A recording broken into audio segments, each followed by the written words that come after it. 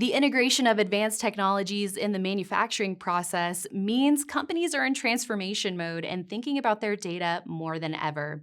And joining me now with an inside look at how Amazon Web Services is helping companies with that transformation is Wendy Bauer. She's VP and General Manager of Automotive and Manufacturing at AWS. Wendy, thanks so much for joining me today. Pleasure to be here with you today. So tell me how the smart car has created this big opportunity for AWS. Yeah, so I would just say if you think of what has happened in the automotive industry, in the mobility industry now that we're referring to, think of the technology that's come into your vehicles. And more than ever, all companies are really working to try to really differentiate around that end customer journey. So if we take that as our work backwards point, we're really trying to help not only create new experiences and enable those for end customers, but also the automotive manufacturers and the automotive technology suppliers that are creating those experiences. We're looking at them as customers as well. So really thinking about that end customer journey. How do we delight with new experiences and leverage technology in that process to know our customers better? And all the challenges that have to be worked through to bring that technology and those experiences to market. What would you say is the biggest pain point that you hear about from your customers and partners? The pain points are many. Let me just give you a few that come top of mind. The first is customers more than ever really want their vehicles to be able to do the same thing that they've seen happen to smartphones, right? New experiences, new apps, but also understanding them and recognizing them and their personalization preferences to give them those personalized experiences and continue to get better with time. Now, vehicles can do the same, right? So it's around the expectations of continuous improvement through the life cycle. So we need to know our customers better. In the automotive industry, over time, traditionally, automotive manufacturers didn't necessarily have direct access to their end customers, right? It was very intermediated in many ways through the value chain. We're seeing significant transformation in that happening, and everyone's working how to get closer and closer to knowing their customer and how we do that with data and leveraging technology in that process. The second aspect where there's significant problems to solve that we're working hard on is really the development process of bringing technology to the industry and helping engineers improve their skills, helping them to leverage technology, helping them to collaborate in the software development as well. Yeah. So I think improving that feedback loop with the customers, that seems like a key initiative there. And what would you say is helping AWS in the competitive landscape win over market share and new customers? I think there's several things that we're really focusing on. First and foremost, we do what we call working backwards, like really understanding the customer pain point and what it takes to solve that, leveraging technology, but not leading with the tech. And so really working with our customers, whoever that customer may be, to understand the specific problem they're trying to solve, how technology plays into that, and even innovating where we learn that new services or capabilities that we call industry purpose-built. Very unique problems exist in the automotive industry when you start talking about areas like vehicle technology. And so much of what we have done at AWS over time really has been inventing on behalf of our customer and inventing on behalf of industries that we're serving by deeply collaborating with our customers. So one is that it's that continuous innovation mindset by how we've really worked with our customers to understand those problems. And the second really goes with that is making sure that as we're working with them, we're focused on the business value outcome that's desired. So we don't want to just sell technology to sell tech, but really focused on, are we solving the problems? Is the value coming? And really seeing that execution come to life. And key to that equation is how we collaborate with the industry and how we collaborate with partners in the industry. So partners are very critical to how we go to market and how do we best serve our customers. Right. And how does artificial intelligence play into all of this and the software development side to come up with those innovative solutions to problems that customers face? So we are seeing conversations on artificial intelligence and generative AI everywhere, as you can imagine. If you think about data A fun fact is the manufacturing industry more broadly has more data than any other industry. Automotive, tremendously filled with data. And if you think about the data on a vehicle, the power of that data, the insights you can gain from it. And that makes it so ripe for leveraging technologies such as AI and generative AI to really get faster insights and continue to innovate new experiences and new services for customers, know them better, move quicker in that innovation process. So we are seeing AI and generative AI across the entire industry. That ranges from vehicle technology to the operations aspect when you think about factory or supply chain management, even back office processing when you think of accounts receivable and running your organization, and very importantly, into those new customer experiences. So tell me a little bit more about some of the generative AI use cases you're seeing out there. Sure. And before I dive into the use cases, I think what I would highlight is a year ago, kind of the topic of Gen AI seemed to take the world by storm. Right. And we saw customers really starting to question, what is my strategy? What can I do as in terms of driving business value with the technology? And we've seen over the past years, customers experimenting across the entire value chain in which they run that range from factory environment use cases and how to think about leveraging it in quality or vision systems on a factory line, in their supply chain, in their development process, and even in things like user manuals for a vehicle or manuals on processes in a factory. And what we've seen over the past, say, 3 to 6 months in particular is taking those demos and use cases and pilots and moving them into production. And customers are really seeing that value come to life and realizing the benefits from the technology, which has been exciting. A couple ones that seem so simple but are proving so valuable. Again, as I mentioned, think of a service manual on your vehicle. The last time you bought a vehicle, if you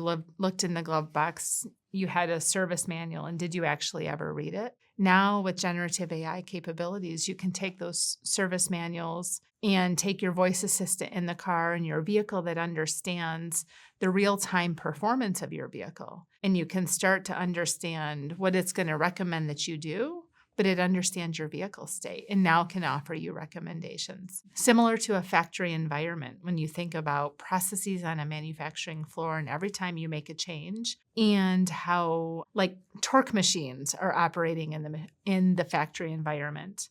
Again, simple use cases, but knowing design state, real state, and the data of how it's going on can suddenly start to alert you. And that helps you to reduce cost, speed design processing, improve quality in the factory floor. Just the use cases are unlimited, as you can imagine.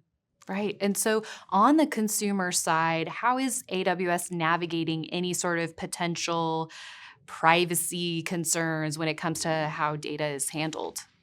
Yeah, I think there's a few things I would talk about. First and foremost, privacy and security for us are job number one. We focus on that in our technologies, but also including how we work with our customers in a shared responsibility model, in the sense that we work very hard every single day to ensure the security of the cloud. And our customers also have that shared responsibility model around their particular data. Second is our customers' data is always our customers' data. There's no questions around that. And equally, we work very diligently with them and countries around the world to make sure no matter what country they're operating in, that we can ensure that we're meeting the security and compliance requirements of that particular industry or jurisdiction or government.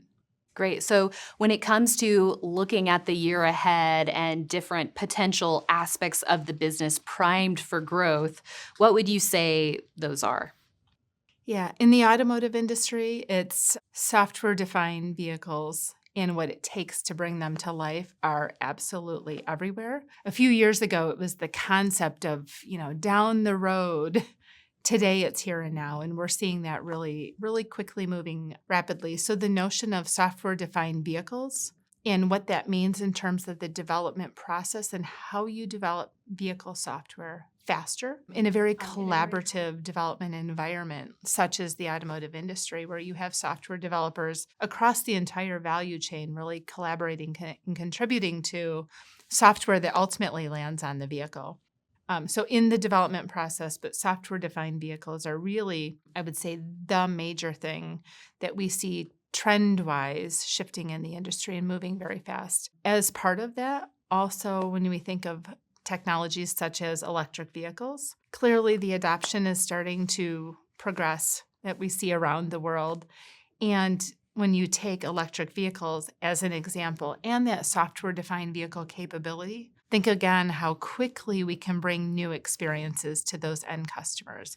You sell that vehicle today, and down the road, you can continue to put new features and capabilities, and it gets better and better over time. So, what would you say is your top strategic initiative for the year with the part of AWS that you oversee? Yeah, so a couple trends that we're really focused on, it's bringing that new technology for our end customers to market faster and helping the developers in how they're doing that as well. We talk about two journeys, the vehicle journey and the customer journey, how we're bringing that in the new technology that's coming, but also how customers are benefiting from it and getting safer, more sustainable, and more personalized experiences. Core to making that happen is having the right technology that's purpose-built for the industry, the right engagements of how we collaborate with our industry customers and ensuring that they have the right skills, and equally important, that they have the right tools. And so a lot of what we do is around tools, technology, and training, but the innovation that we keep continuing to innovate for, how we work with them, and really making sure we're delivering those outcomes for the industry. Definitely. And we did spend a good amount of time on the automotive side, but any other insights on the manufacturing side of the business and the kind of appetite for data transformation on that side? Yeah. It's equally as exciting and is equally as much going on. If you think of the manufacturing industry or the industrial world more broadly. So as much as I talked about software-defined vehicles, think of software-defined everything.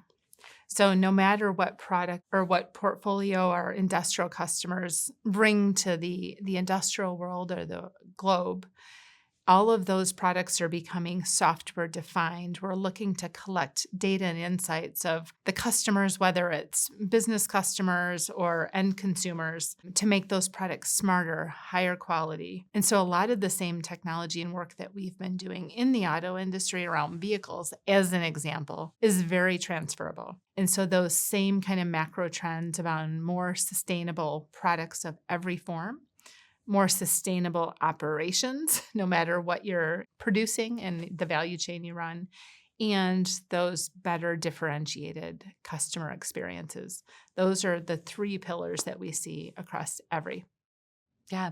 And so then in terms of the biggest challenge this industry faces right now and also the biggest opportunity, what are you seeing out there? I think some of the challenges really and the opportunities that go hand in hand that we're working on is around everything from even the culture and around the skilling and around how you innovate differently and collaborate. So I put a couple words out there, but a lot of these traditional industries haven't necessarily known how to partner necessarily with technology companies in a true strategic partnership versus thinking of a vendor kind of supplier customer relationship.